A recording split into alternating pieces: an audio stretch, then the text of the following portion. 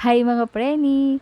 Kung gusto mong maglomi, pero hindi ka makadayo sa kain ng gusto nyo.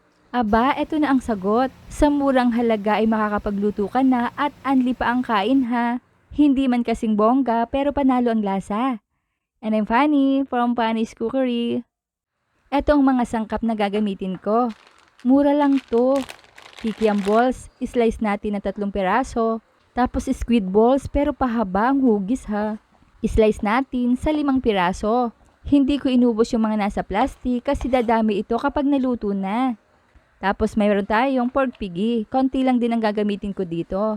At para sa kompletong listahan ng mga sangkap ay panoorin ang video hanggang dulo. Inislice ko lang din ito ng maliliit. At hiniwa ko na rin ang iba pang mga gulay. Banlawan natin ang Mickey noodles bago lutuin. At sa kasirola ay maglagay tayo ng canola oil. Igisa ang sibuyas until translucent. Bawang, saute until fragrant. Then ilagay na natin ang sliced pork. Saute natin until brown on medium heat. Then lalagyan natin ito ng soy sauce and ground black pepper. Saute for a minute. Oyster sauce, saute until absorb. Yun talagang kumakapit na ang lasa sa karne. Ilagay na natin ang squid balls at kikiam. Saute natin for a few minutes until half cook. Then lagyan natin ng tubig, about 2,500 ml or more. Broth cube, stir to dissolve. Takpan natin at pakuluan over medium heat. Kapag kumukulo na, reduce natin ang heat to low. Add carrot at lutuin ng 1 minuto. Then ilagay na natin ang Mickey noodles. Binanlawan ko ito ha. Haluin lang natin at ikalat. Tapos magtakal tayo ng soy sauce, taste accordingly. Dahil magkakaiba naman tayo ng panlasa, di ba? Let it simmer and set on medium heat. Add natin ang cabbage. Then haluin natin at ilagay na rin natin ang celery. Ito yung cassava starch at water mixture. Ang sukat nito ay nasa dulo ng video. Halu-haluin lang natin hanggang sa lumapot.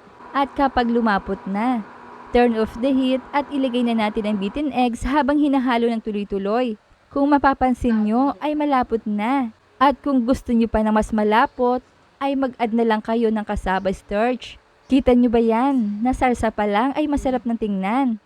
Simple lang to, hindi naman kailangan ng maraming sahog para maging masarap. Ang importante dito ay niluluto mo ito ng may halong pagmamahal. Na yun naman ang palagi kong ginagawa. At eto talaga yung kukumpleto ang sausawan. White onion, sili, soy sauce, and calamansi juice. Haluin lang natin. At kung nakaabot kayo sa punto ng videong ito ay mga tagasa naman kayang nakapanood ng video kong ito. Hello po sa inyo at maraming salamat. Itsura pa lang ng sarsa ay alam mo na. Kain na po tayo at salamat sa biyaya.